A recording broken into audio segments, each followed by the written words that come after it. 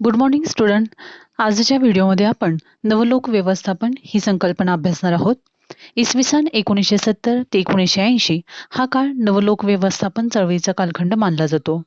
United किंगडममध्ये पंतप्रधान Margaret Thatcher आणि त्याच दरम्यान अमेरिकेतील नागरी स्थानिक स्वराज्य संस्थांच्या काळात नवलोक व्यवस्थापनाचा विकास झाला. 1980 साली अमेरिकेचे राष्ट्राध्यक्ष रेगन यांच्या काळात नवलोक व्यवस्थापनाचा विकास झाला. त्यानंतर ऑस्ट्रेलिया, न्यूझीलंड या देशातील शासनांनी नवलोक व्यवस्थापनाचा मार्ग स्वीकारला. 1990 नंतरच्या काळात बोरिन्स 1994, बोस्टन मॉर्टिन पॅलॉट वॉल्श 1955 ते 1996, बुचर 1994, गोर 1994 इत्यादी विचारवंतांनी नवलोक व्यवस्थापन शास्त्राचा पुरस्कार केला. त्यांनी नवलोक व्यवस्थापनाच्या अभ्यासात अंदाजपत्रकातील कपात किंवा काटकसर आणि बिले, कार्यात्मक जबाबदारी, हिशेब व्यवस्थेची तपासणी, खाजगीकरण, ग्राहक विकेंद्रीकरण, योजनाबद्ध व्यवस्थापन, सुविधा आणि उत्पादनाची अलगता, स्पर्धा, मोजमापन, बदलते व्यवस्थापन, व्यवस्थापनाचे स्वातंत्र्य, राजकारण आणि प्रशासन यातील विलगता, सुधारित आर्थिक व्यवस्थापन, माहिती तंत्रज्ञानाचा वापर इत्यादी विषयक संशोधनात्मक विश्लेषण करून निष्कर्ष मांडलेले आहेत. आता आपण नवलोक व्यवस्थापनाचा अर्थ आणि स्वरूप पाहणार आहोत. 1970 पासून नवलोक प्रशासनाच्या विकासाबरोबरच नवलोक व्यवस्थापन शास्त्राचा देखील विकास झालेला आहे. डेव्हिड ओसबॉर्न आणि टेड ग्लॅबर यांनी 1992 साली लिहिलेल्या रिइन्व्हेंटिंग गव्हर्नमेंट या ग्रंथात नवलोक व्यवस्थापन ही संकल्पना मांडलेली आहे. नवलोक व्यवस्थापनाला क्रियाशील शासन असेही संबोधले जाते. पोलिट यांनी नवलोक व्यवस्थापनाला नवलोक व्यवस्थापनवाद असे म्हटले आहे. लान आणि रोझनब्लूम यांनी मार्केट बेस्ड पब्लिक ॲडमिनिस्ट्रेशन आणि UN गन यांनी नवलोक व्यवस्थापनाला लोकप्रशासन आणि खाजगी प्रशासन यातील तिसरा मार्ग असे संबोधलेले आहे. RAW रोडस यांनी नवलोक व्यवस्थापनाची संकल्पना 3 ES द्वारे स्पष्ट केलेली आहे. म्हणजेच त्यांनी 3 E यांचे एक्झाम्पल देऊन ही संकल्पना स्पष्ट केलेली आहे. यापैकी पहिला E म्हणजेच इकॉनॉमी म्हणजेच काटकसर हा शब्द त्यांनी या अर्थाने हा शब्द त्यांनी वापरलेला आहे.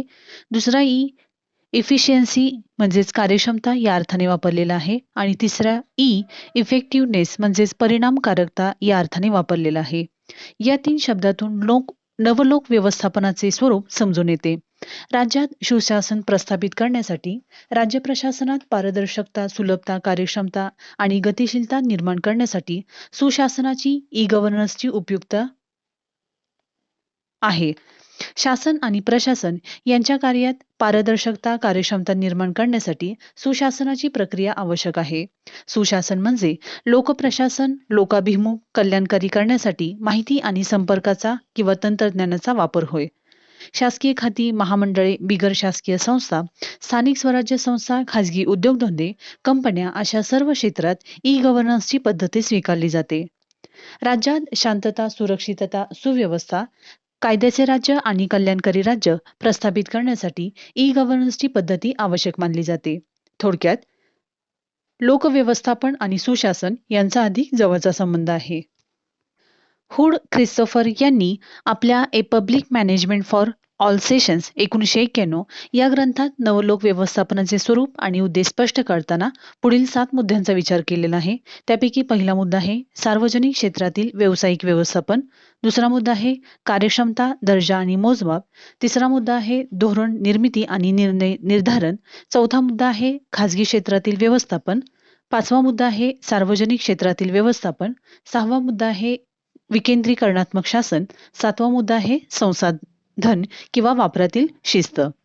1980 नंतर जगातील बहुतेक राष्ट्रांनी आपल्या अर्थव्यवस्थेत खाजगीकरण, उदारीकरण आणि जागतिकीकरण यांचा कमी अधिक प्रमाणात स्वीकार केलेला आहे. आता आपण खाजगीकरण, उदारीकरण आणि जागतिकीकरण हे घटक थोडक्यात पाहणार आहोत. सर्वप्रथम आपण खाजगीकरण हा घटक पाहणार आहोत. खाजगीकरण म्हणजे सार्वजनिक उद्योगांच्या मालकीवर खाजगी मालकी प्रस्थापित करणे होय. शासकीय कार्यामध्ये खाजगी हस्तक्षेपाद्वारे सुधारणा करणे आणि खाजगी क्षेत्रातील कार्यक्षमता व उत्पादन पद्धती अंमलात आणणे. खाजगीकरणाने उत्पादन क्षमतेत वाढ होऊन उपभोक्त्यांना त्यांचा अधिक लाभ मिळतो. सार्वजनिक क्षेत्रातील किमान 50% भांडवल खाजगी क्षेत्राकडे वळवले जाते. खाजगीकरणाने साधनसंपत्तीचा अपव्यय कमी होतो, भांडवल निर्मिती होऊन बेकारी निवारण होते. यानंतर आपण उदारीकरण म्हणजे पाहणार आहोत. उदारीकरण म्हणजे आर्थिक क्षेत्रात मुक्त बाजार आणि मुक्त स्पर्धा यावर आधारलेली अर्थव्यवस्था होय. अर्थव्यवस्थेच्या कोणत्याही क्षेत्रात सरकारने अनावश्यक हस्तक्षेप करू नये. वस्तू सेवांचे उत्पादन व उपभोग याचे प्रमाण बाजारभावाने ठरेल. बाजारामार्फतच साधनसंपत्तीचे वाटप केले जाईल आणि उत्पादन भाव व विक्री वाटप सरकारने न ठरवता खुल्या बाजाराने ठरेल. यानंतर आपण जागतिकीकरण ही संकल्पना पाहणार आहोत. जागतिकीकरण म्हणजे राष्ट्राच्या सीमेबाहेर आर्थिक व्यवहारांचा विस्तार करणे होय. जागतिकीकरणामुळे आर्थिक विकासाला प्रेरणा मिळून मुक्त व्यापार आणि गुंतवणुकीच्या मार्गाने जगातील सर्व देश परस्परांच्या अधिक जवळ येतील. दूरसंचार, पेजर्स, इंटरनेट, कॉम्प्युटर्स, ईमेल या माध्यमांचा वापर होऊन आर्थिक विकास साध्य करता येईल. अशा प्रकारे खाजगीकरण, उदारीकरण आणि जागतिकीकरण या मार्गांचा स्वीकार करून प्रत्येक राष्ट्र नवलोकन व्यवस्थापनाद्वारे आर्थिक विकास साधण्याचा प्रयत्न करीत आहेत. भारताने ही 1991 पासून आपल्या आर्थिक धोरणामध्ये बदल केलेले आहेत. त्यासाठी सुशासनाची, ई-गव्हर्नमेंटची आवश्यकता असते. म्हणूनच डेव्हिड ओसबॉर्न आणि टेड ग्लॅम्बर यांनी असे म्हटलेले आहे, आम्हाला आकाराने मोठे शासन नको, आम्हाला सुशासन हवे. आमचे प्रश्न सोडवणारे सुधारित नवीन शासन हवे. यानंतर आपण नवलोक व्यवस्थापनाची वैशिष्ट्ये पाहणार आहोत. ओसबॉर्न आणि ग्लॅबर यांनी नवलोक व्यवस्थापनाची वैशिष्ट्ये पुढील प्रमाणे सांगितलेले आहेत. त्यापैकी पहिले वैशिष्ट्य म्हणजेच प्रेरणादायी शासन. सार्वजनिक क्षेत्र, खासगी क्षेत्र आणि स्वयंसेवी क्षेत्र किंवा बिगर शासकीय संघटना यांना प्रेरणा देण्याचे, प्रोत्साहन देण्याचे कार्य सरकारने केले पाहिजेत. या संदर्भात केवळ सेवा सुविधा पुरवण्याचे कार्य शासनाने करू नये, तर त्याचबरोबरच सामाजिक प्रश्न सोडवण्याचेही कर्तव्य पार पाडावे. रोगस WO आणि ओकोट युमा यांच्या मते नागरिकांना चांगल्या सेवा सुविधा पुरवण्यासाठी शासनाच्या विविध विभागांच्या रचनेत आणि कार्यात माहिती तंत्रज्ञानाच्या साधनांचा अद्ययावत वापर करून किंवा योग्य पद्धतीने वापर केला असता त्यांना योग्य माहिती मिळते, प्रोत्साहन मिळते आणि त्यांचे सहकार्य मिळते. यानंतर नवलोक व्यवस्थापनाचे दुसरे वैशिष्ट्य म्हणजेच समाजभिमुख सरकार. शासनाने नागरिकांना सक्षम आणि क्रियाशील बनवावे म्हणजे ते त्यांचे प्रश्न सोडवू शकतील. शासनाने अनेक सेवा नोकरशाहीच्या नियंत्रणापासून मुक्त कराव्यात. नोकरशाहीचे प्रशासनावरील वर्चस्व संपुष्टात आणावे. थोडक्यात सरकार नोकरशाहीभिमुख नसावे, तर ते समाजभिमुख असावे. यानंतर तिसरे वैशिष्ट्य आहे स्पर्धात्मक शासन संस्था. सार्वजनिक क्षेत्रातील स्पर्धा ही लोकनिवड सिद्धांतातून आलेली आहे. वस्तू व सेवा यांची पूर्तता करणाऱ्या घटकात स्पर्धा निर्माण करण्यासाठी शासनाने कार्यक्षमता, तत्परता आणि काटकसर या तत्वांचा स्वीकार करावा. नागरिकांना त्यांच्या निवडीनुसार वस्तू आणि सेवा प्राप्त होण्यासाठी स्पर्धा आवश्यक असते. यानंतर नवलोक व्यवस्थापनाचे चौथे वैशिष्ट्य म्हणजे क्रियाशील सरकार. सरकारने नियमांवर बोट ठेवून कार्य करण्याऐवजी उद्दिष्टांवर लक्ष ठेवून कार्य केले पाहिजेत. शासन संस्था ही नेहमी क्रियाशील आणि कृतिशील असावी. यानंतर नवलोक व्यवस्थापनाचे पाचवे वैशिष्ट्य म्हणजेच परिणामकारक शासन.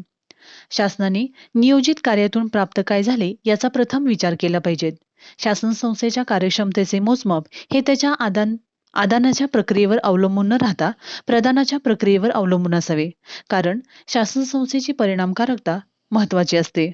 यानंतर नवलोक व्यवस्थापनाचे सहावे वैशिष्ट्य म्हणजेच ग्राहकाभिमुख शासन. सरकारने नागरिकांना ग्राहक समजून सेवा उपलब्ध करून दिल्या पाहिजेत. नागरिकांच्या आवडीनुसार, पसंतीनुसार वस्तू आणि सेवा पुरवल्या पाहिजेत. लोकांच्या आवडीनिवडीचा विचार करून शासनाने सेवांची, वस्तूंची पूर्तता केली पाहिजेत. यानंतर नवलोक व्यवस्थापनाचे सातवे वैशिष्ट्य म्हणजेच उपक्रमशील शासन. शासनाने पैसा खर्च करण्यापेक्षा पैसा मिळण्यावर अधिक लक्ष केंद्रित केले पाहिजेत. यासाठी सरकारने सेव्हिंग, औद्योगिक फंड, बचत यांना प्राधान्य देऊन एखाद्या उपक्रमासारखे कार्य केले पाहिजेत. सार्वजनिक उपक्रमांचा तोटा कमी करण्यासाठी खाजगीकरणाचा मार्ग योग्य असतो. उदाहरणार्थ बांगलादेश, मलेशिया या देशात सार्वजनिक उद्योग हे खाजगी उद्योगांना देण्यात आलेले आहेत. यानंतर नवलोक व्यवस्थापनाचे आठवे वैशिष्ट्य म्हणजे अपेक्षाभिमुख सरकार. शासनाने लोकांच्या इच्छा अपेक्षा यांना न्याय देण्याच्या हेतूने आपल्या योजना व धोरणे यांची कार्यवाही केली पाहिजेत. शासनाने समस्या निर्माण झाल्यानंतर त्यासंबंधीची काळजी करण्यापेक्षा ती समस्या निर्माणच होऊ नये याची सुरुवातीला काळजी घेणे आवश्यक आहे. लोकांच्या इच्छा, आकांक्षा, अपेक्षा यांचा विचार करून निर्णय घेऊन अंमलबजावणी करणे क्रमप्राप्त ठरते. शासनाने आपल्या जीवनावश्यक गरजांची पूर्तता करावी अशी नागरिकांची अपेक्षा असते. त्या अपेक्षांची पूर्तता करणे हे शासनाचे कर्तव्य असते. पाणी, वीज, धान्य, गॅस, औषधे इत्यादी गरजांची पूर्तता करणे आवश्यक असते. जीवनावश्यक वस्तू आणि सेवा याविषयी समस्या निर्माण होण्यापूर्वीच शासनाने त्यांची पूर्तता करणे महत्त्वाचे असते. यानंतर नवलोक व्यवस्थापनाचे 9वे वैशिष्ट्य म्हणजेच विकेंद्रित सरकार. सरकारने आपल्या अधिकारांचे विकेंद्रीकरण करावे. प्रशासनात उच्च पातळीवरून कनिष्ठ पातळीपर्यंत अधिकार प्रदान करावेत. विकेंद्रीकरणामुळे नियंत्रण, आज्ञेची एकवाक्यता, सहभागी व्यवस्थापन आणि सामूहिक कार्य व माध्यमांचा वापर करणे शक्य होते. केंद्र सरकार, राज्य सरकार आणि स्थानिक सरकार अशी विकेंद्रीकरणात्मक सत्ता निर्माण केल्यामुळे लोकांचा देखील सहभाग वाढतो. विकेंद्रीकरणात्मक शासकीय यंत्रणेमुळे विविध प्रकारचे प्रश्न सोडवणे सहज शक्य होते. उदाहरणार्थ, सुरक्षिततेचा प्रश्न निर्माण होतो तेव्हा केंद्र सरकार देशाचे संरक्षण करते. राज्य सरकार राज्याच्या अंतर्गत सुरक्षिततेचा प्रश्न सोडवते. स्थानिक सरकार स्थानिक पातळीवरील संरक्षणाची जबाबदारी पार पाडते. यानंतर नवलोक व्यवस्थापनाचे 10वे वैशिष्ट्य म्हणजेच बाजाराभिमुख शासन. शासनाने नोकरशाही यंत्रणेऐवजी बाजारपेठ यंत्रणेचा वापर करून आपली उद्दिष्टे साध्य करावीत. शासकीय ध्येय धोरण हे केवळ आदेश, नियंत्रण यानुसार न ठरवता बाजार व्यवस्थेचा विचार करून निश्चित करावे. जेव्हा बाजार व्यवस्था अयशस्वी ठरते तेव्हा शासन हस्तक्षेप करून त्या सेवेचा किंवा वस्तूंचा पुरवठा करते. अशा प्रकारे वरील विविध वैशिष्ट्यांचा विचार केला असता नवलोक व्यवस्थापनाबाबत आपणास असे म्हणता येईल की जगाच्या विविध भागातील शासन संस्थांनी पुढील नवनवीन यंत्रणांचा आणि तांत्रिक पद्धतींचा वापर करून लोक व्यवस्थापनाद्वारे सुशासन निर्माण करण्याचे प्रयत्न चालू ठेवलेले आहेत. अशा प्रकारे आपले प्रकरण 4 येथे संपत आहे. धन्यवाद.